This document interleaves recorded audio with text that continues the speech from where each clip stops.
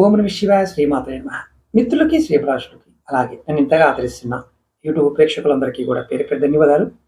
మిత్రులారా, మీ అందరికీ పరాదేవత ఎల్లవెల్లా మీతో ఉండి మీ మనోవాంఛ నెరవేర్చాలని మనస్ఫూర్తిగా కోరుకుంటున్నాను.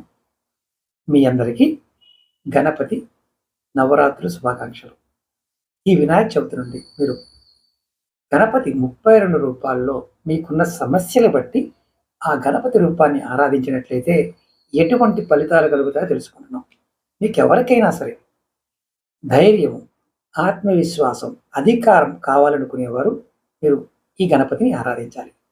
అలాగే మీకు ఈ వీడియో నచ్చినట్లయితే లైక్ చేయండి, ఛానల్ని సబ్స్క్రైబ్ చేసుకోండి, పక్కనే ఉన్న గంట సింబల్ని యాక్టివేట్ చేసుకొని 10 మంది మిత్రులకి ఈ వీడియో షేర్ చేయండి. మీకు ఎవరికైనా సరే జాతక పరిశీలన, మీకున్న సమస్యల గురించి పరిష్కారాలు తెలుసుకోవాలనుకునేవారు వీడియో డిస్క్రిప్షన్లో నెంబర్ ఇచ్చాను, ఆ నెంబర్ కాంటాక్ట్ చేయండి. 9440593655 ఈ నెంబర్కి కాంటాక్ట్ చేసి కూడా మీరు అపాయింట్మెంట్ తీసుకోవచ్చు. ఈ గణపతిని సింహ గణపతి అంటారు. స్వామివారు సింహ ముఖంతో ఉంటారు. అంటే సింహానికి ఎలాగైతే ముఖం ఉంటుందో స్వామివారు కూడా అలా ఉంటారు.